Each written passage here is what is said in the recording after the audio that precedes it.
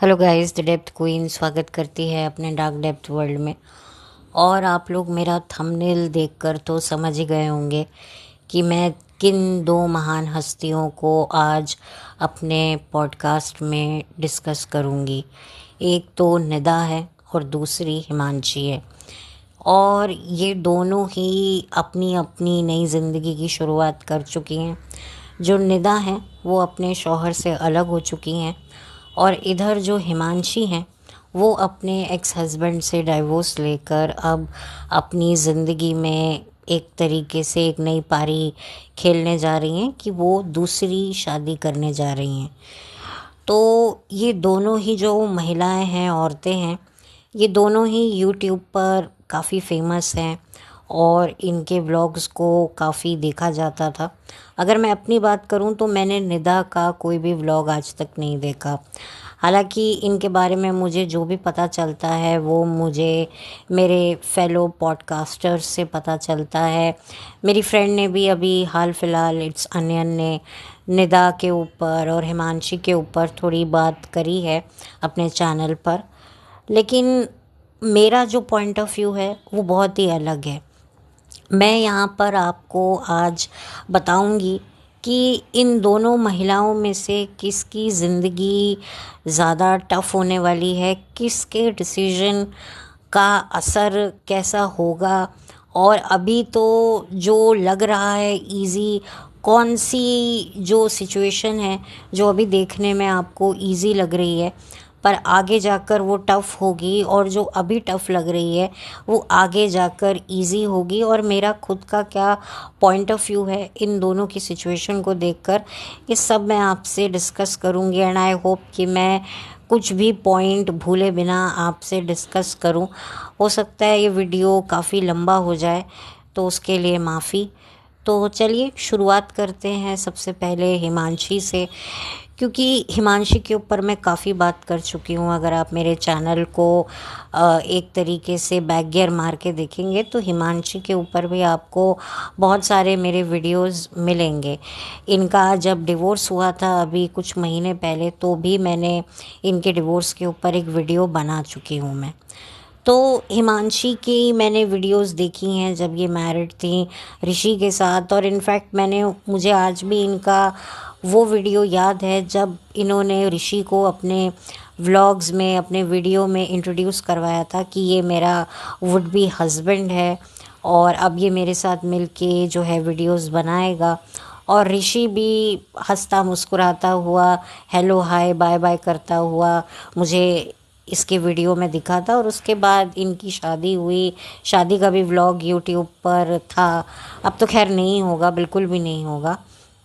और जो फिर उसके बाद जो हिमांशी का अपने ससुराल में जो एक रिलेशनशिप था वो काफ़ी ज़्यादा लोगों ने पसंद किया। और लॉकडाउन में जिस तरीके से हिमांशी अपने ससुराल वालों के साथ में रहती थी, किस तरीके से अपने इन लॉज के साथ में खुशहाल ज़िंदगी दिखाती हुई दिखती थी, वो सारी सच्चाई हिमांशी ने खुद ही बयां कर दी जब वो अपने हस्बैंड से अलग हुई।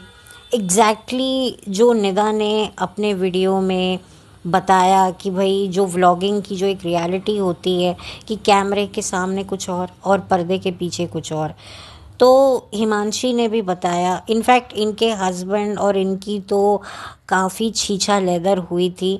वहीं बात करूं निदा की, तो निदा ने बंद लफ्ज़ों में अपनी शादी टूटने की वजहें तो बताई हैं। अब हो सकता है उनके हस्बैंड भी अपने साइड की स्टोरी सुनाएंगे, और ये जो जंग छिड़ती है कपल्स के बीच में, ये जंग फिर कब रुकेगी, कैसे रुकेगी, तलाक पर रुकेगी या पैचअप पे रुकेगी, वो तो पता नहीं। लेकिन मुझे लगता है कि अब शायद पैचअप निदा का नहीं होगा, क्योंकि जब आप इतने चांस देते जाते हो तो फिर एक टाइम बाद ना फिर नहीं हो सकता। आप किसी को समझा बुझा कर, कन्विंस करके कितनी बार उसको उस रिश्ते में जो है बांधी रखोगे। और आजकल जो वक्त चल रहा है वो ज़बरदस्ती तो कुछ भी आप किसी से नहीं करवा सकते। कोई एक चांस दे सकता है, मुश्किल से मुश्किल, मरे से मरा 10 चांस को दे देगा, लेकिन 11वां चांस कोई नहीं देगा। तो फिर वही बात है, जब वो अगर 11वां चांस देगा भी, तो फिर वो ये कहेगा कि ठीक है भाई, तुम अपनी अगर एक दुनिया बना रहे हो शादी में रहते हुए, तो फिर मैं भी बनाऊंगी, मैं भी बाहर अपनी ज़िंदगी किसी और मर्द के साथ खोजूंगी। तो फिर वहीं पर जो है प्रॉब्लम बहुत ज़्यादा फिर एक्सटेंड पे हो जाता है। मैं यहाँ निदा की बात नहीं कर रही हूँ, मतलब कुछ औरतें बहुत ज़्यादा फ्रस्ट्रेटेड हो जाती हैं फिर जब वो अपने हस्बैंड को जब जवाब देने लगती हैं, एक तरीके से ढीठ हो जाती हैं कि भाई हम भी बाहर अफेयर चलाएंगे। और जब हस्बैंड उन पर ज़ोर ज़बरदस्ती आजमाने लगते हैं कि नहीं भाई तुम औरत हो, तुम कैसे चला सकती हो, मैं मर्द हूँ, मैं सारा टाइम बाहर खपाता हूँ सर, तो मुझे भी तो एक एंटरटेनमेंट चाहिए, और जो मैं जिसके साथ अफेयर चला रहा हूँ उसके साथ मैं शादी थोड़ी ना कर रहा हूँ, मैं तो सिर्फ एक टाइम पास कर रहा हूँ। और ज़्यादातर जो ये एक्स्ट्रा मैरिटल अफेयर होते हैं, इसमें यही होता है कि ये क्यों करते हैं, ये क्यों छिप छिपा कर चीट करते हैं, क्योंकि इनको पता है कि जो काम बीवी कर सकती है वो गर्लफ्रेंड नहीं कर सकती। जो बीवी होती है वो मेरे घर को संभालती है, मेरे बच्चों की टटियाँ साफ़ करती है, मेरी माँ बहन के नखरे झेलती है, मेरे घर वालों को पूछती है, ये सब काम मेरी गर्लफ्रेंड नहीं करेगी ना। गर्लफ्रेंड तो सिर्फ मुझसे बात करेगी, मैं उससे बात करूँगा, कहानी ख़त्म। लेकिन जो बीवी होगी वो मेरा घर भी संभालेगी, मेरी माँ को दवाई भी देगी, मेरी बहन को जो है एंटरटेन भी करेगी, मेरे बाकी घर के सदस्यों की छोटी बड़ी चीज़ों का ख्याल भी रखेगी। तो वो बीवी ही कर सकती है, उनको भी छोड़ना नहीं होता अपनी बीवी को बाहर वाली औरत के लिए। बट कुछ हाँ ऐसे मर्द होते हैं जो मतलब नहीं रहना चाहते, वो एक अलग बात है, क्योंकि जिनसे उनके अफेयर होते हैं फिर वो भी उन्हें कहती हैं कि भाई मैं कब तक एक दूसरी औरत की तरह ज़िंदगी जीऊँगी, मुझसे शादी करो, मुझे बीवी की इज़्ज़त दो, छोड़ो अपनी बीवी को। तो वहाँ पर फिर सिचुएशन थोड़ी अलग हो जाती है। तो खैर मुझे नहीं पता कि निदा की लाइफ में एग्जैक्टली क्या हुआ। जितना भी मैंने सुना है निदा के बारे में, यही कहा जाता है कि भाई अब्यूज़ है, चीटिंग है, और बिल्कुल भी जो है एक रिस्पेक्ट जो एक वाइफ को मिलनी चाहिए एक शादी में, वो निदा को नहीं मिल रही है। तो फिर हर औरत देखो, जब जिस इंसान के लिए सब कुछ छोड़ कर आई है तो वो डिज़र्व करती है, क्योंकि एक वाइफ़ को तो आपने पूरे तरीके से चेंज कर दिया। हमेशा एक वाइफ़ को कहा जाता है भाई तुम इस घर की बन के रहो, अपना सरनेम भी चेंज करो, हमारे अकॉर्डिंगली रहो, जो हमारे रीति रिवाज हम लोग जिस तरीके से अपनी ज़िंदगी जीते हैं वैसी जियो। और कुछ औरतें क्या, मेजॉरिटी औरतें करती भी हैं, लेकिन बदले में क्या चाहती हैं, वफ़ादारी अपने शौहर से। और जब उनको वो भी नहीं मिलती तो फिर उनका भी एक सब्र का बांध टूट जाता है। और फिर जब उनके सब्र का बांध टूट जाता है तो फिर उनको जो है एक ही रास्ता दिखाई देता है कि अलग हो जाओ। और ख़ास तौर पे वो औरतें जो कमाती हैं, जो इंडिपेंडेंट हैं, उनके लिए सिचुएशन थोड़ी सी इजी हो जाती है फाइनेंशियली। लेकिन कुछ ऐसी महिलाएं होती हैं जिनको फाइनेंशियली सपोर्ट नहीं मिलता है, इवन उनके जो पेरेंट्स होते हैं खुद के लड़की के, वो भी फाइनेंशियली स्ट्रांग नहीं होते, जिसकी वजह से उन्हें कॉम्प्रोमाइज़ करना पड़ता है। और ये बात उनके हस्बैंड भी जानते हैं। और कई ऐसी भी औरतें होती हैं जिनके बच्चों को कोई हेल्थ इशू होता है, जिसकी वजह से वो जानती हैं कि भाई अगर मैंने अपने पति का घर छोड़ दिया तो मेरा बच्चा सफ़र करेगा, क्योंकि इसकी जो रिक्वायरमेंट्स हैं वो इसका फादर ही पूरा कर सकता है, कोई और पूरा नहीं कर सकता है। तो झक मार के भी उसको अपने इन लॉज में रहना पड़ता है, समझौते करने पड़ते हैं। फिर उसके बाद और बच्चे हो जाते हैं तो वो और ज़्यादा बच्चों में गिरफ़्तार हो जाती है कि भाई अब जो बच्चों को जो एक माहौल मिल रहा है, पैसे मिल रहे हैं मतलब बच्चों को पालने के लिए, मेरे घर वाले तो देंगे नहीं, ना मेरी माँ मुझे रखेगी, ना मेरा बाप मुझे रखेगा। मेरा बाप कहेगा जा भाई अपने पति के घर जा, मेरे और भी बच्चे हैं, उनकी भी शादी करनी है, तू बच्चे ले आएगी तो फिर कौन संभालेगा, हमसे तो नहीं होगा। कई माँ बाप हाथ खड़े कर लेते हैं क्योंकि नहीं होता। हालांकि अब तो ज़माना बदल गया है, बट अभी भी पेरेंट्स हैं जो नहीं रख पाते हैं, हम चाहते हुए चाह कर भी नहीं रख पाते, क्योंकि वो इतने ज़्यादा फाइनेंशियली स्ट्रांग नहीं होते। और भी बच्चे होते हैं, कितनी भी बेटी जेन्युइनली दुखी हो, जेन्युइनली कुछ तो होती हैं सुखी होती है, बट जानबूझकर अपने आप को छोटी छोटी बातों के लिए दुखी कर लेती है। बट जो औरतें जेन्युइनली दुखी होती हैं शादी में, जिनके शौहर, जिनके पति उनको 2 कौड़ी की इज़्ज़त नहीं दे रहे होते और बाहर दूसरी औरतों के साथ मुंह मार रहे होते हैं, वो बेचारी लड़कियां बहुत सफ़र करती हैं। और कुछ ऐसे भी आदमी होते हैं जो भले ही बाहर अफेयर ना चलाए, लेकिन वो इतने सख्त किस्म के होते हैं कि पत्नी को हर वक्त घूरते रहते हैं कि भाई एक से कोई बात अगर पति के मन के अकॉर्डिंगली नहीं हुई तो ऐसे घूरेंगे, ऐसे लड़ेंगे कि लिटरली जो बीवी है उसकी हालत ख़राब हो जाएगी। तो लिटरली बीवी डरती है कि जैसे ही हस्बैंड घर आता है वो कांपना शुरू कर देती है। और यही चीज़ बच्चों के साथ भी होती है कि अरे हमारे अब्बा आ रहे हैं, हमारे पापा आ रहे हैं, अरे अरे डांट पड़ेगी, मार पड़ेगी, भागो भागो, ठीक से बैठो। कोई अगर उल्टा बैठा है तो सीधा हो जाएगा, कोई टेढ़ा बैठा है तो सीधा बैठने लग जाएगा, कोई अगर खेल रहा है तो वो सीधा होकर पढ़ने बैठ जाएगा। मतलब फादर मतलब एक हौवा हो जाता है, पति मतलब एक हौवा हो जाता है। तो ऐसी भी औरतें होती हैं। तो फिर पतियों को लगता है कि हाँ भाई, अब हमने इसको दबा दिया अपने अंगूठे के नीचे, हमने तो बिल्ली मार ली, तो अब ठीक है भाई, कहाँ जाएगी।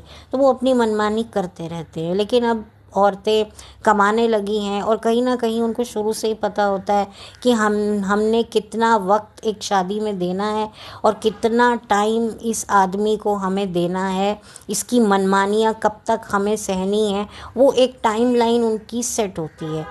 तो यही वजह है कि जो ये निदा है, इसने भी फिर एक टाइम बाद जो है अपना एक तरीके से अपने आप को इस इंसान से दूर कर लिया। अब देखिए, यहाँ पर मैं किसी को भी ब्लेम नहीं करूँगी, ना ही मैं किसी का पक्ष लूँगी।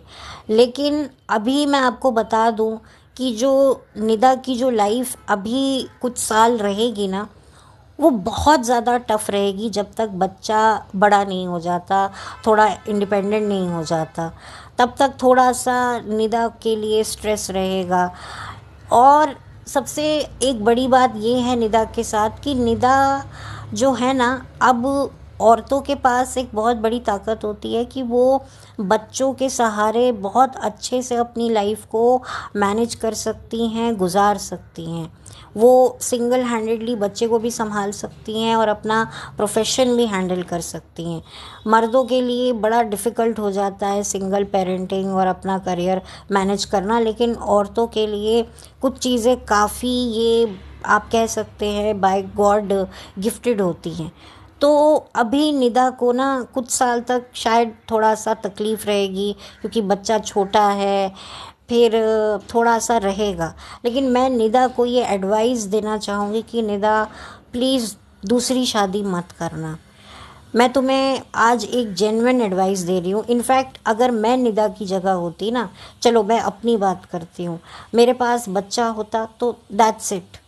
मेरे को लगता कि भाई हो गया, मैंने देख ली शादी, हो गया बच्चा, जो होना था हो गया। अब मैं काम करूँगी, अपने बच्चे को पालूँगी और अपने आप को मैं एस्टैब्लिश करूँगी, अपने अधूरे ख्वाबों को मैं पूरा करूँगी जो मेरे रह गए थे। तो मैं इसे एक गोल्डन अपॉर्चुनिटी समझूंगी। मैं ये नहीं कहूँगी कि अरे मुझे अपने बच्चे को एक फ़ादर देना है, मुझे अपने बच्चे को जो है एक बाप देना है, पिता देना है।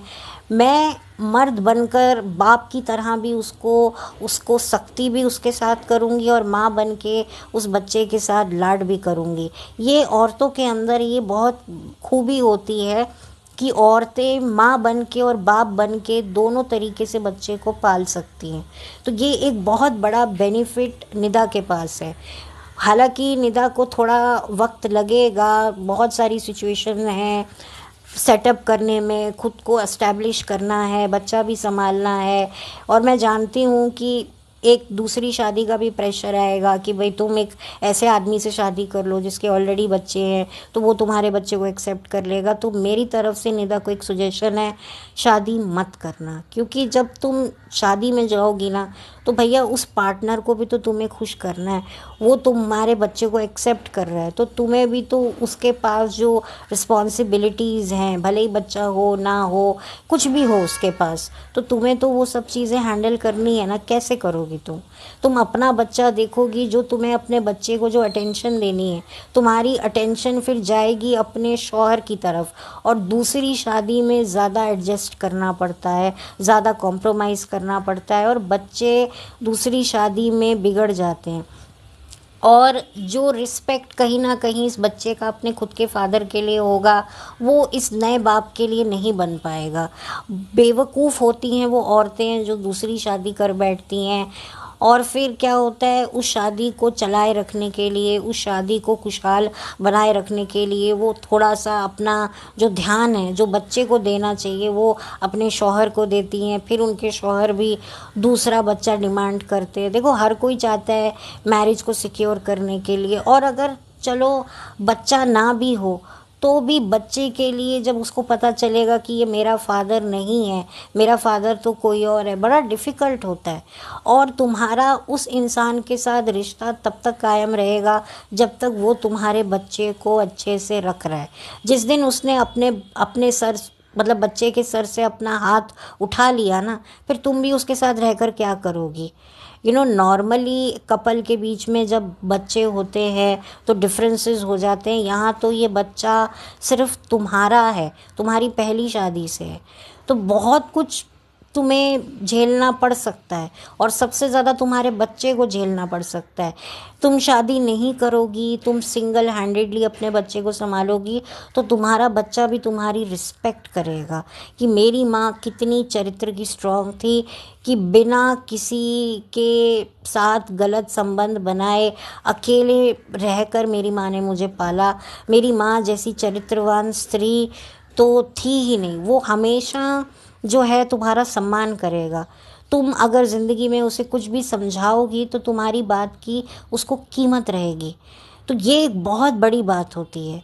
तो अभी शायद निदा की जो सिचुएशन है वो क्रिटिकल लग रही होगी, लेकिन आगे जाके जैसे जैसा बच्चा बड़ा होता जाएगा, वो समझदार होता जाएगा, तुम जिस तरीके से उसको संभालोगी, तो वो भी, उसकी भी लाइफ एक एकेडमिक लाइफ बनेगी, पढ़ेगा लिखेगा खेलेगा कूदेगा, तो तुम्हें भी अपने लिए समय मिलेगा, तुम्हारा भी, तुम थोड़ा फ्री हैंड होगी, तुम भी आ जा सकती हो, घूम फिर सकती हो, तुम भी अपने पर वक्त दे सकती हो, तो तुम्हारी लाइफ आगे जाकर बहुत अच्छी होगी। और मैंने देखा है सिंगल मदर्स शुरुआती दौर में काफ़ी स्ट्रगल करती हैं जब बच्चे छोटे होते हैं, लेकिन एक बार जब बच्चे बड़े हो जाते हैं ना, तो फिर उनका हाथ खुला हो जाता है और फिर वो बहुत कुछ करती हैं। और मैंने तो देखा है कि वो अपनी एजुकेशन जो उनकी इनकम्प्लीट रह गई थी उसे पूरा करती हैं, अपने पैरों पे खड़ी होती हैं। तो वो एक आज़ादी का एक अपना ही नशा होता है। तो मेरा ये सजेशन है निदा के लिए, और जो मैं समझती हूँ निदा की जो अभी करंट सिचुएशन है और आगे निदा का क्या फ्यूचर होगा, मैंने वो आपके साथ डिस्कस किया।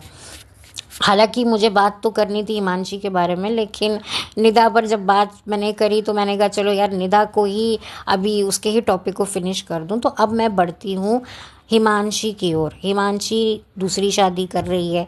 हिमांशी को भी पता है कि लोग सवाल उठाएंगे, तो हिमांशी ने बड़े उससे कह दिया कि गाइस, आपको पता है मैं 1-1.5 साल से रह रही हूँ, तो मेरे लिए भी ये चीज़ इतनी आसान नहीं थी। बहन, किसको बेवकूफ़ बना रही हो भाई? 1-1.5 साल से तुम रह रही हो, इतना स्ट्रेस है, फिर तुम्हारी वो तुमने और तुम्हारे एक्स हस्बैंड ने यूट्यूब भी खेला, एक दूसरे पर कीचड़ भी उछाले, फिर बाद में बहुत कुछ था तुम्हारी लाइफ में चल रहा था। तो जो भी है, खैर वो एक अपने तरीके से तुमने उससे सॉल्व किया, मैं उस पर ज़्यादा नहीं जाऊंगी, बट ठीक है भाई। लेकिन मैं तुम्हें बता दूं कि, और अपनी ऑडियंस को भी बता दूं कि जो तुम्हारी जो ज़िंदगी अभी तुम्हें शायद बहुत अच्छी लग रही होगी, लेकिन धीरे धीरे जो तुम्हारी लाइफ में आगे आने वाले जो प्रॉब्लम्स आएंगे ना, तुम्हें पता भी नहीं चलेगा। सबसे पहली बात तो ये है कि तुम जिस शख्स से शादी कर रही हो, मुझे नहीं पता कि वो भी डिवोर्सी है या वो सिंगल है, उसकी पहली शादी है, जो भी है। देखिए, दूसरी शादी में एडजस्टमेंट पहली शादी से भी ज़्यादा होता है। नो मैटर आप किसी डिवोर्सी से शादी करो या किसी सिंगल लड़के से शादी करो, और ऐसा भी नहीं है कि अगर आप डिवोर्सी लड़के से शादी कर रहे हो तो शादी अच्छी जाएगी।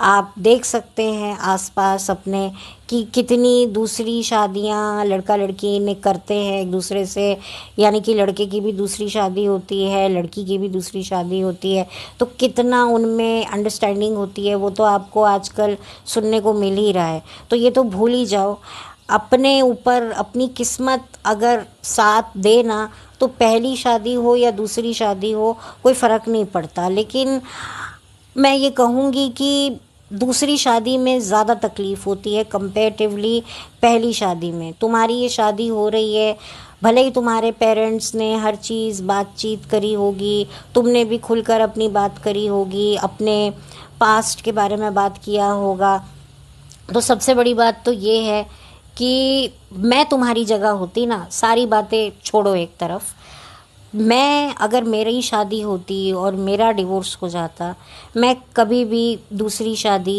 नहीं करती।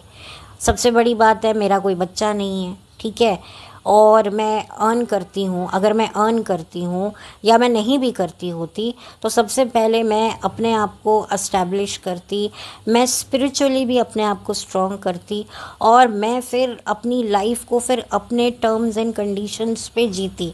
बहुत सारी लड़कियां हैं जो तलाक लेना चाहती हैं, लेकिन फैमिली के प्रेशर से, सोसाइटी के प्रेशर से उनको ऐसी टॉक्सिक मैरिज में रहना पड़ता है कि पता है कि भाई कोई सपोर्ट नहीं करेगा। स्पिरिचुअली भी देखो, कोई भी घर तोड़ने की बात तो करता नहीं है।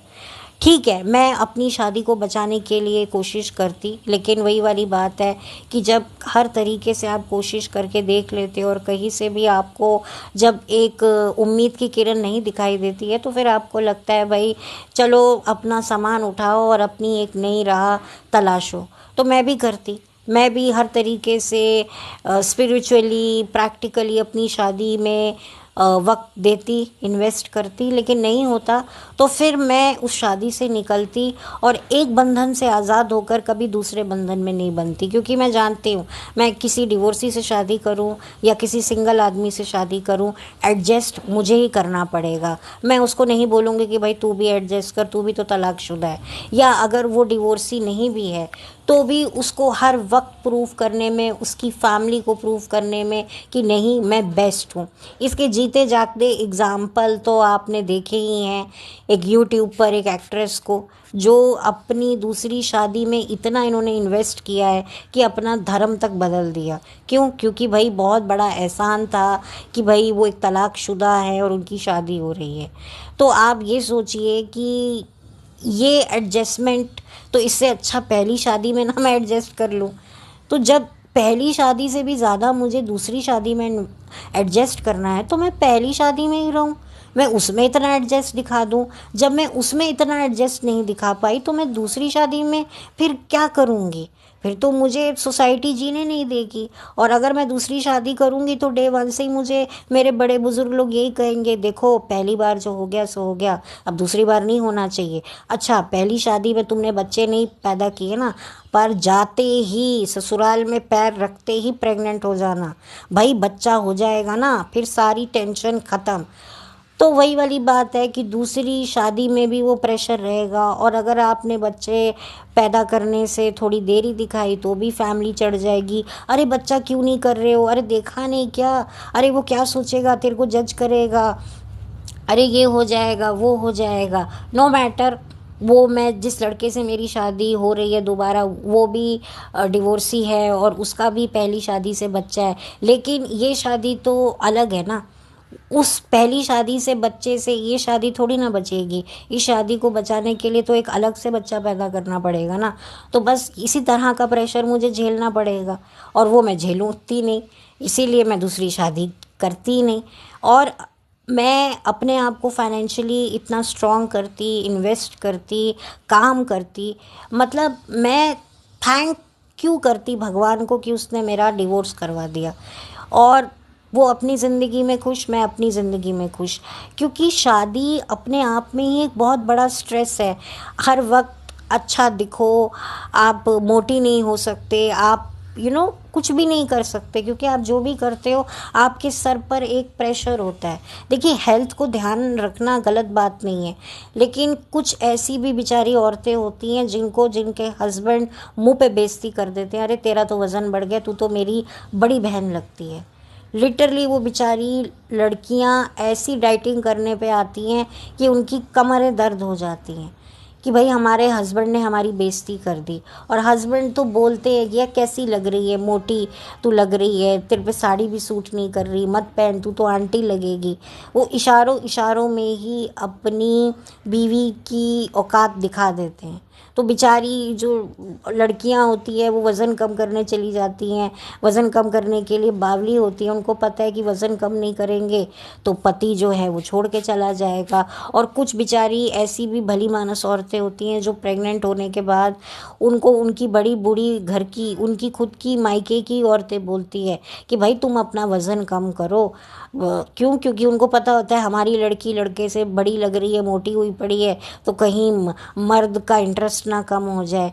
भाई इस तरह की चीज़ें ना मर्दों में कभी मैंने नहीं देखी। हाँ, मर्द लोग भी आजकल के थोड़े से कॉन्शियस हैं अपनी लुक्स को लेकर कि भाई वाइफ को अच्छा नहीं लगेगा हमारा पेट बाहर आया हुआ है, लेकिन ये ज़्यादा जो टेंशन होती है ना, ये औरतों को ज़्यादा होती है, मर्दों को नहीं होती। मर्दों के सर पर बाल नहीं होते, पेट आगे निकले होते हैं, दाढ़ी सफ़ेद होती है, तो वो कभी ये सोचते नहीं है कि भाई हम गुड लुकिंग नहीं है। वो तब सोचते हैं जब उनकी बीवियां किसी से हंस के बात कर लेती हैं तो तिलमिला जाते हैं, क्योंकि उनकी तिलमिलाहट का कारण यही होता है कि उनको पता होता है यार हम लोग तो अपनी बीवी के ताऊजी लग रहे हैं, वहाँ पर वो तिलमिलाते हैं। लेकिन उनको कभी ये नहीं होता कि भाई हम भी अपना वज़न घटाएं, हम भी ये करें।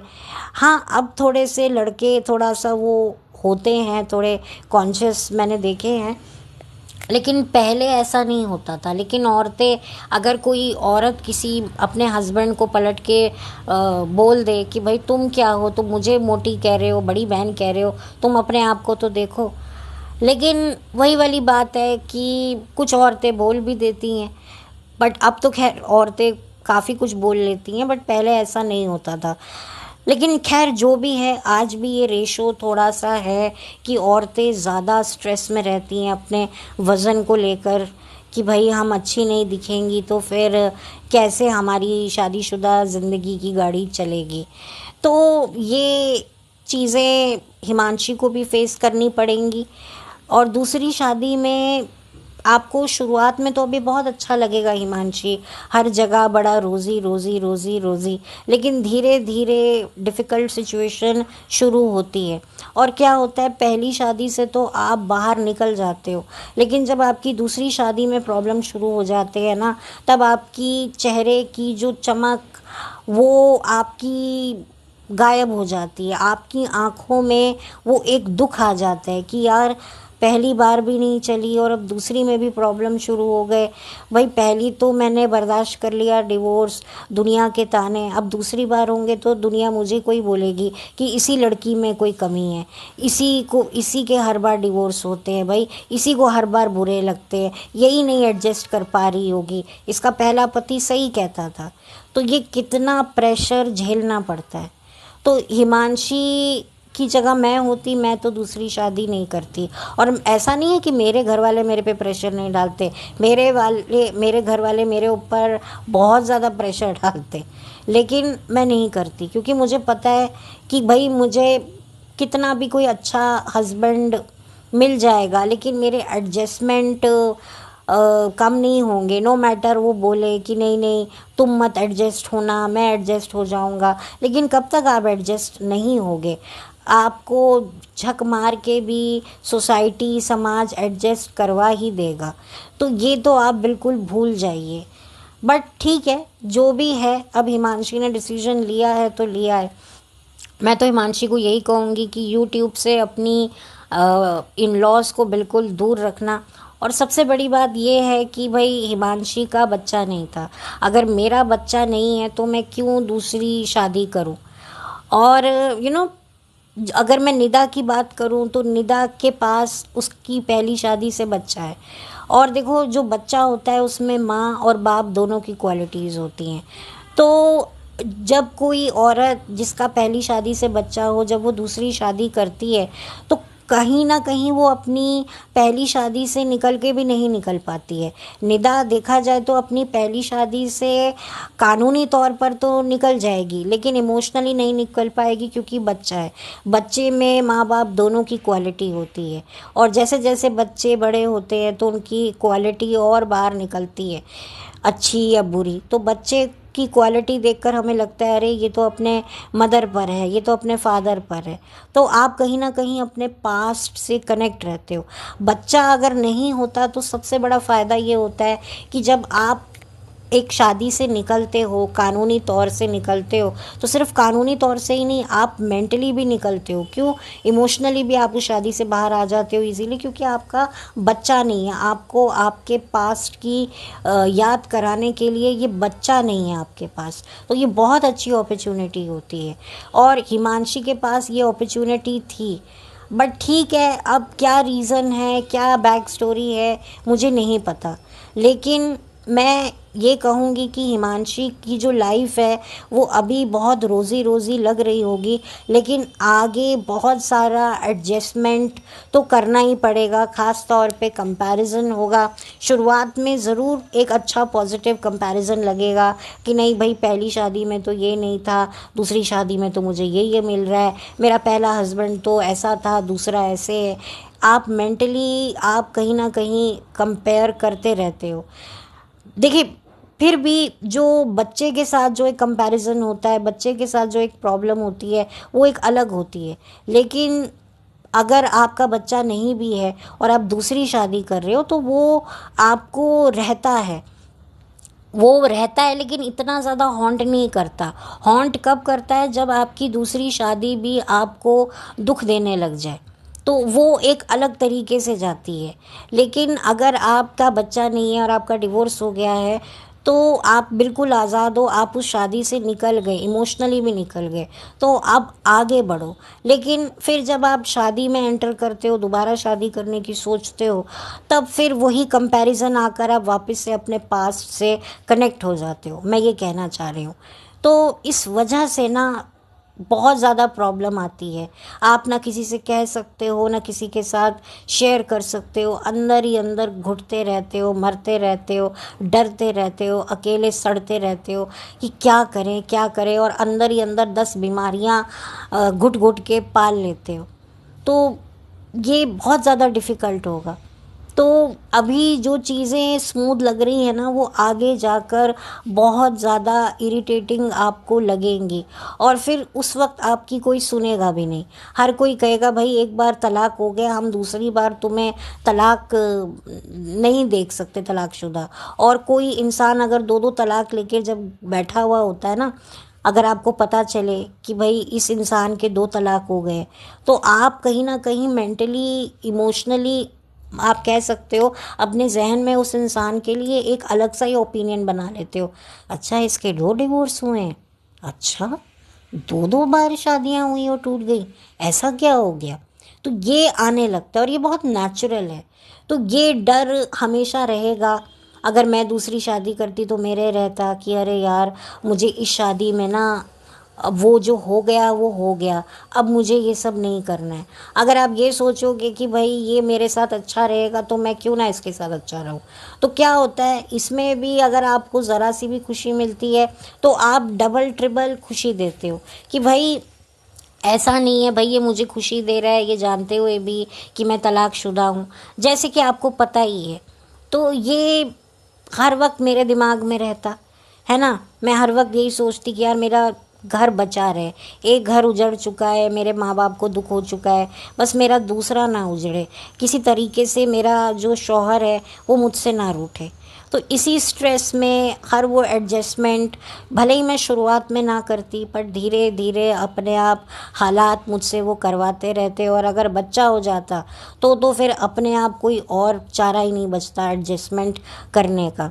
देखिए, अब लोग कहेंगे ये कहना बहुत आसान है, अकेले ज़िंदगी काटना बहुत मुश्किल है। देखिए, मैं हमेशा कहती हूँ कि ज़िंदगी गलत इंसान के साथ काटना सबसे ज़्यादा मुश्किल है।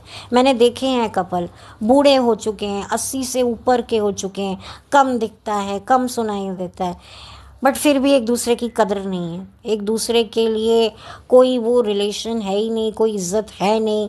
बीवी अलग पति को कोसती रहती है, किसी से भी मिलती है, पति अलग अपना अटेंडेंट्स के साथ जो है वो खुश रहते हैं। कोई बीवी से कोई है नहीं, बीवी की कोई परवाह नहीं है, बस बीवी खाना बनाने के लिए है, चाय देने के लिए है, और कोई बीवी की कोई से नहीं है, कोई उसकी कोई फाइनेंशियल सिक्योरिटी की कोई परवाह नहीं है। तो ऐसे भी कपल देखें, और बहुत ज़्यादा तकलीफ़ होती है कि वो शादी ही क्या जिसमें कोई मज़ा ही ना हो। मतलब शादी करो और फिर ज़िंदगी भर एक सज़ा भुगतते रहो, ये कहाँ का मतलब एक न्याय है। मतलब बुढ़ापा भी, मतलब जवानी तो एक दूसरे को कोस के निकाल दी, जो बुढ़ापा है वो भी कोसते हुए निकाल देते हैं। तो ये शादी नहीं होनी चाहिए। लेकिन अब लोग कहते हैं कि भाई सबके साथ थोड़ी ना होता है। देखिए, अब मैं क्या बोलूँ, हाँ ये कलयुग है, यहाँ पर कुछ भी हो सकता है, कितनी बार भी हो सकता है। ये पहले बातें होती थी, हम एक बार जीते हैं, एक बार मरते हैं, प्यार भी एक बार करते हैं, शादी भी एक बार करते हैं। लेकिन कलयुग में बिल्कुल इससे ऑपोजिट मामला है, कितनी बार भी मोहब्बत कर लो, शादियाँ कर लो। तो अब कोई वो वाली प्योरिटी की तो कोई वो कीमत रह ही नहीं गई ना।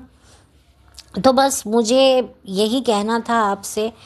मेरे दिल में इन दोनों के लिए कोई हेट नहीं है, बस इस बात के लिए एक था एक ओपिनियन जो मैं देना चाहती थी। मेरी शुभकामनाएं हैं इन दोनों महिलाओं को। दोनों अपनी ज़िंदगी में एक नया चैप्टर शुरू कर रही हैं, हिमांशी भी और निदा भी।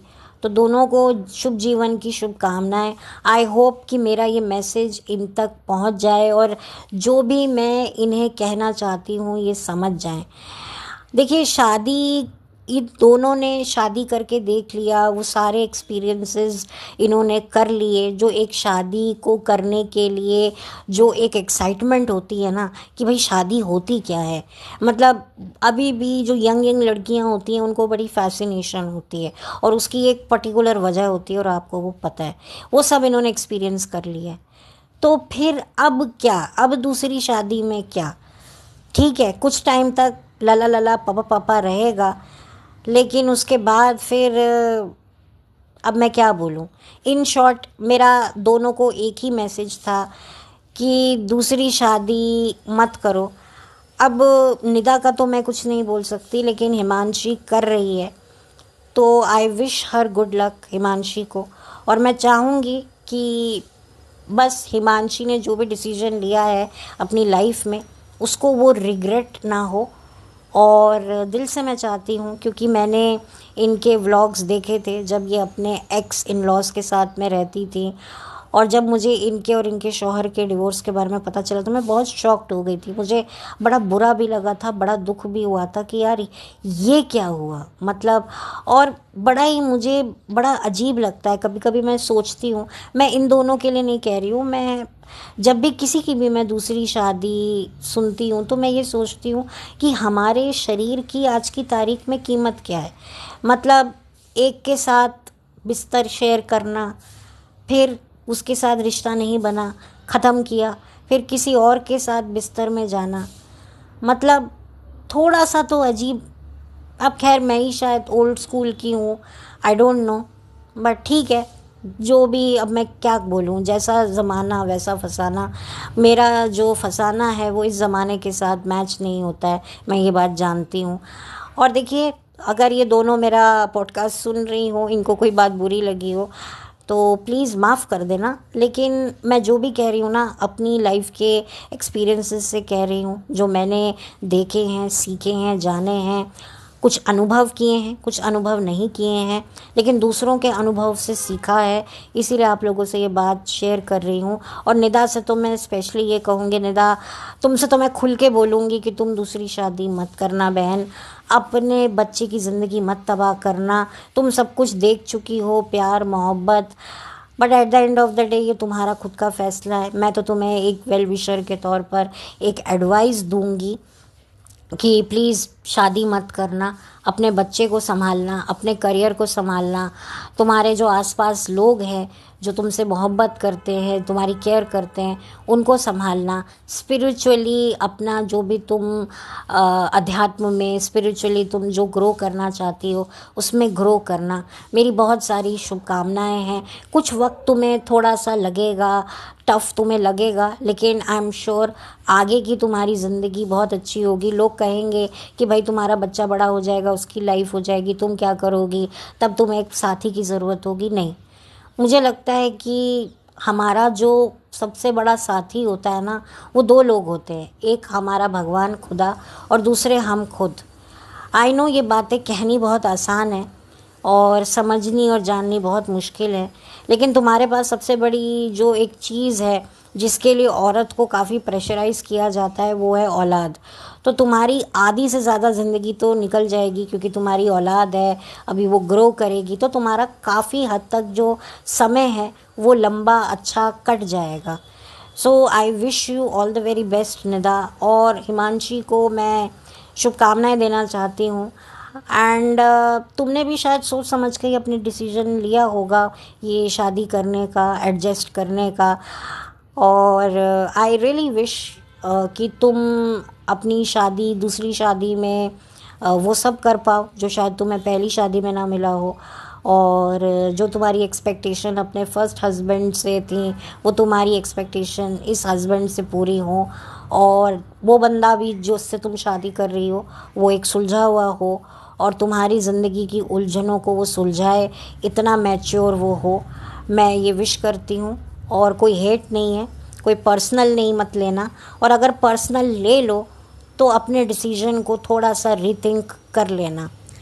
तो इसी के साथ चलती हूँ, लौट कर मिलती हूँ।